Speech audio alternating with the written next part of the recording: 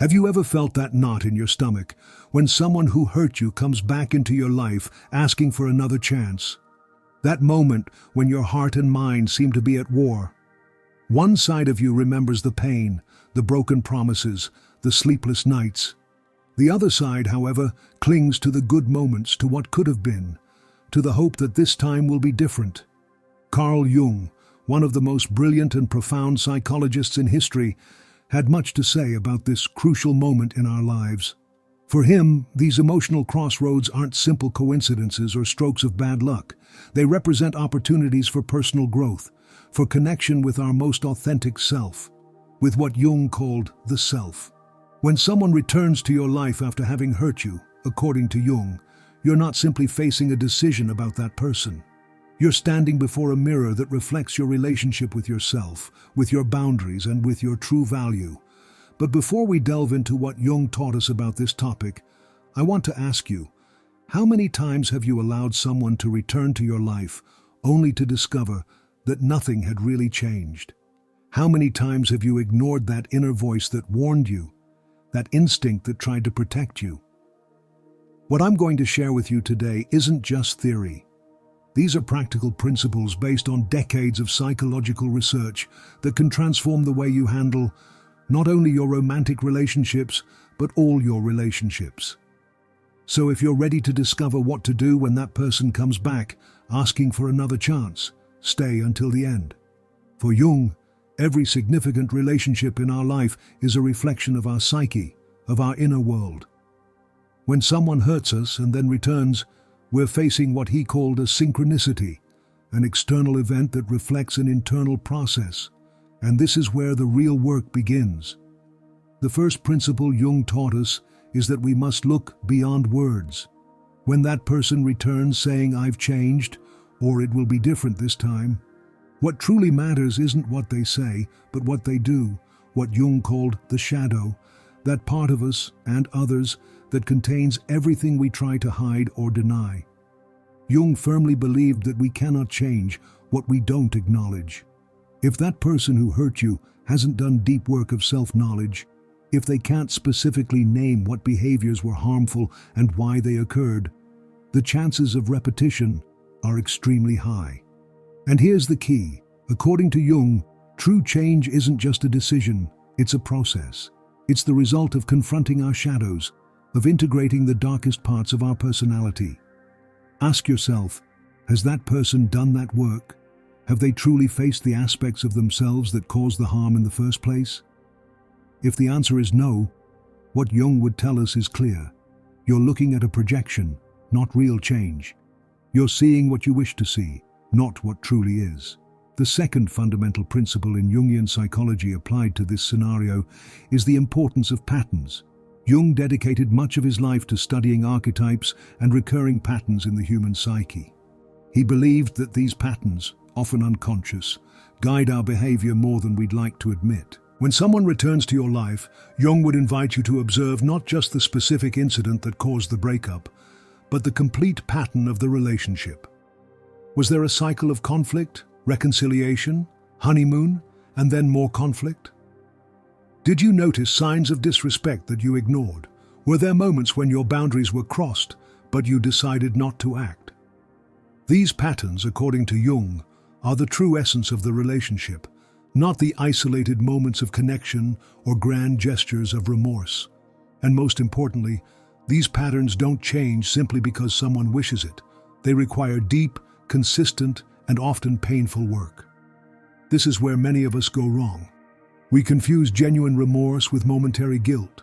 Jung clearly distinguished between the two.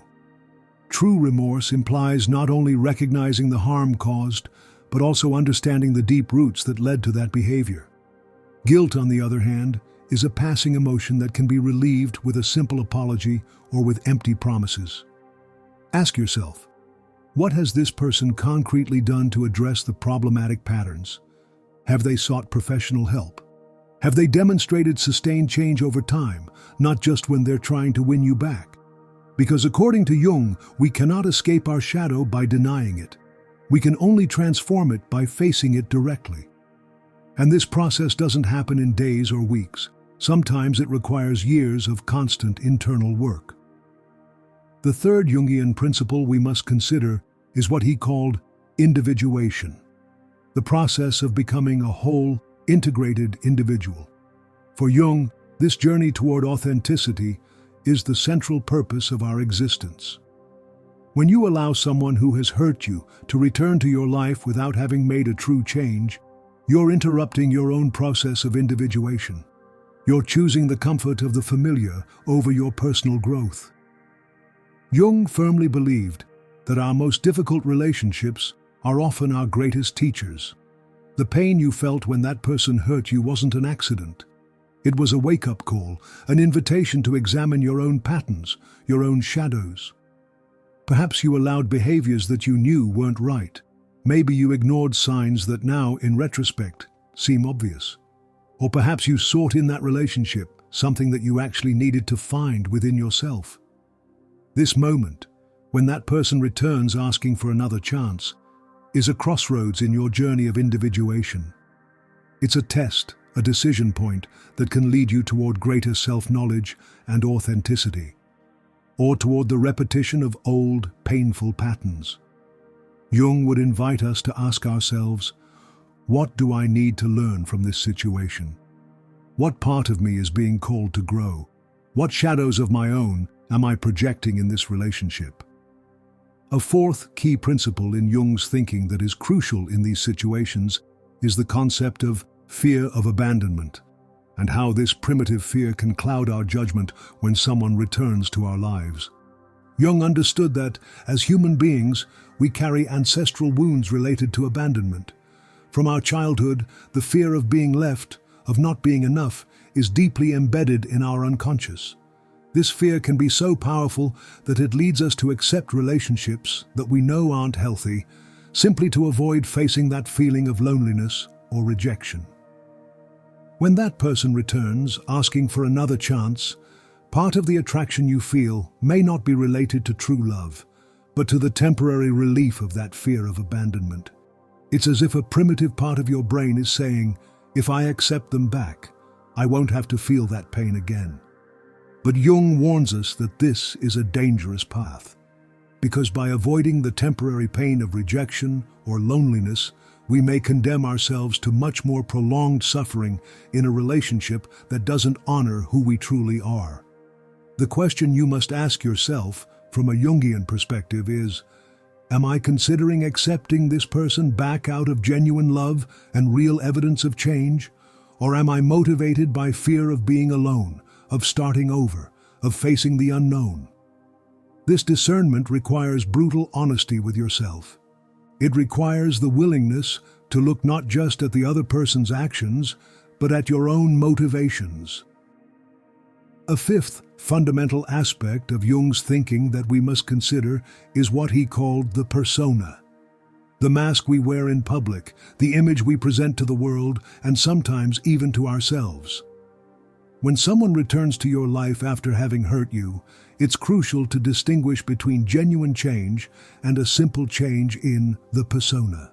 It's easy for someone to temporarily adopt new behavior, show remorse, make big promises, especially when the goal is to get you back.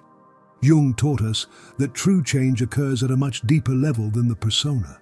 It involves a transformation in how someone relates to their own shadow, to their unconscious impulses, to their repetitive patterns. How can you distinguish between genuine change and a mere change in the mask? Jung would give us some clues. Real change is consistent, not just visible when they're trying to impress you. It holds up under stress, not just in good moments. It includes a deep understanding of why the harmful behaviors occurred, not just promises that it will never happen again. And perhaps most importantly, real change doesn't expect immediate recognition or reward. If the person who hurt you has done genuine work on themselves, they won't be pressuring you for an immediate answer. They'll understand that trust is rebuilt slowly, with consistent actions over time, not with words or grand gestures. According to Jung, true transformation always implies patience. If someone has truly changed, they'll be willing to demonstrate it day after day. without demanding that you immediately respond to their wishes or needs. Now, let me tell you about something that Jung considered central in all our relationships: the concept of projection. Jung believed that we often project unrecognized parts of ourselves onto others, especially in our intimate relationships. When a relationship ends painfully, and then that person returns, we're particularly vulnerable to these projections. We might project our deepest hopes. This time will be different. Our most intense fears: I'll never find anyone else. Or even qualities that we admire but don't recognize in ourselves. Jung would invite us to ask ourselves, what am I projecting in this situation? Am I seeing the real person in front of me, with all their complexities and limitations? Or am I seeing an image that I've created? This work of separating our projections from reality requires deep introspection. It requires the willingness to question our own perceptions and to admit that maybe, just maybe, we're seeing what we want to see, not what's really there. And here is where Jung offers us one of his most powerful insights. Sometimes, what we're really looking for isn't that specific person, but a part of ourselves that we've lost or denied. Sometimes that intense longing for reconnection is actually a longing to reconnect with aspects of our own soul. This leads us to another fundamental principle of Jung: the importance of the integration of opposites. Jung believed that to be psychologically whole, we need to embrace both our light and dark qualities, both our strength and our vulnerability. When we're deciding whether to give another chance to someone who has hurt us, this integration becomes crucial. We need to honor both our capacity to forgive and love and our need for protection and healthy boundaries. Many times, we fall into extremes. Either we become completely rigid, unable to consider that people can genuinely change, or we're excessively lenient, ignoring clear signs that the same harmful patterns continue. Jung would invite us to find a balance, to integrate these opposites, to develop what he would call wise compassion, a capacity to keep the heart open while maintaining clear boundaries and realistic expectations. This wise compassion recognizes that people can change, but also that real change is difficult and uncommon. It recognizes that true love sometimes means giving another chance, but that self-love demands that this chance comes with clear conditions and with the willingness to walk away if those conditions aren't met.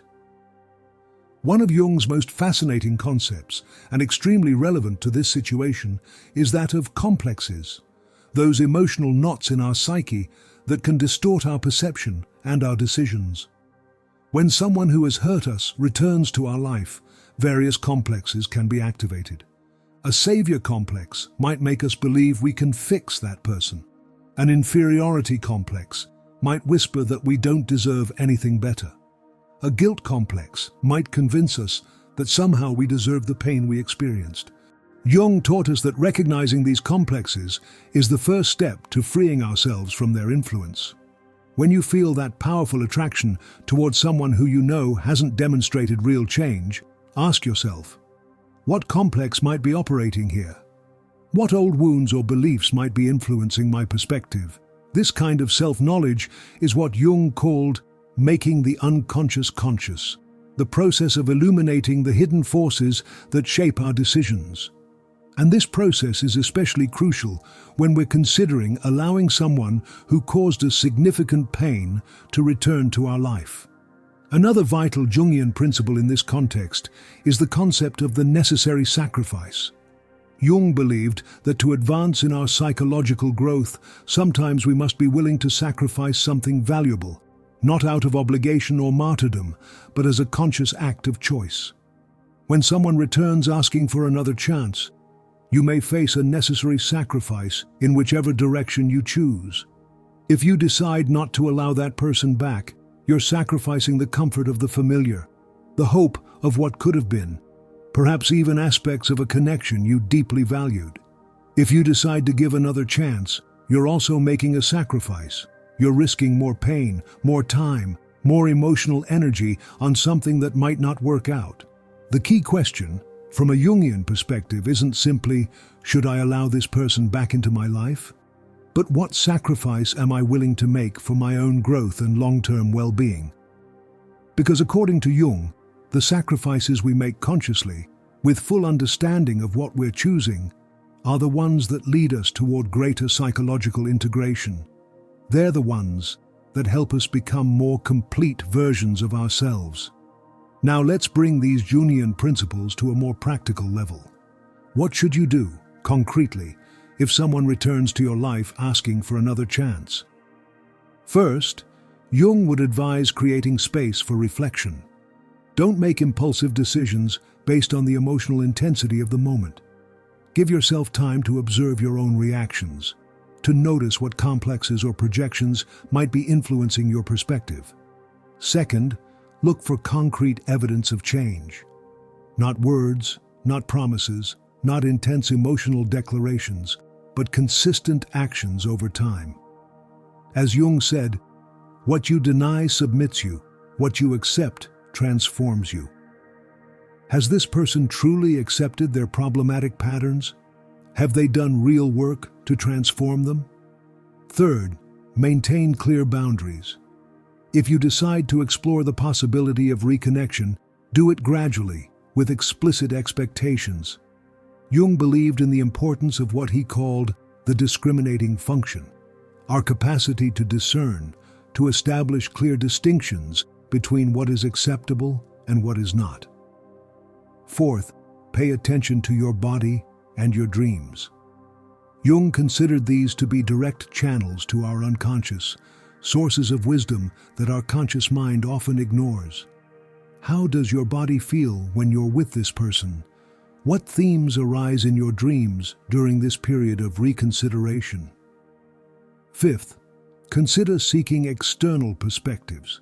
Jung greatly valued what he called the mirror of the other, the capacity of people who know us well to reflect aspects of ourselves that we might not see clearly. A trusted friend, an insightful family member, or a therapist can offer valuable perspectives that help you see beyond your own blind spots. And finally, but perhaps most importantly, ask yourself if this situation is contributing to your growth as a person, to what Jung called your process of individuation. Is this reconnection leading you toward greater authenticity, toward a more complete expression of who you truly are? Or is it asking you to compress essential parts of yourself, to ignore your intuition, to sacrifice your well-being for comfort or familiarity?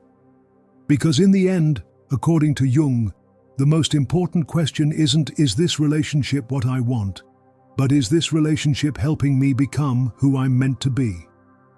There's an aspect of Jung's thinking that's particularly relevant when considering giving another chance to someone who has hurt us, his concept of the collective shadow.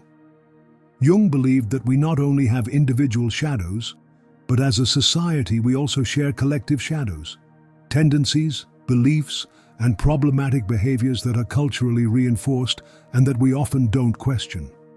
One of these collective shadows is the romantic narrative that love conquers all, that if we love enough, we can transform another person, that suffering for love is somehow noble or desirable. These cultural narratives can exert a powerful influence on our decisions about relationships, especially when someone returns asking for another chance. They whisper to us that we should fight for the relationship, that all relationships require work, that nobody is perfect. While there's truth in these statements, Jung would invite us to critically examine these collective narratives, to ask ourselves if we're making decisions based on our own authentic values and needs, or if we're being influenced by internalized social expectations about love and relationships. Because sometimes the bravest decision isn't to give another chance, but to recognize that some relationships simply aren't healthy for us, regardless of what the dominant cultural narrative says.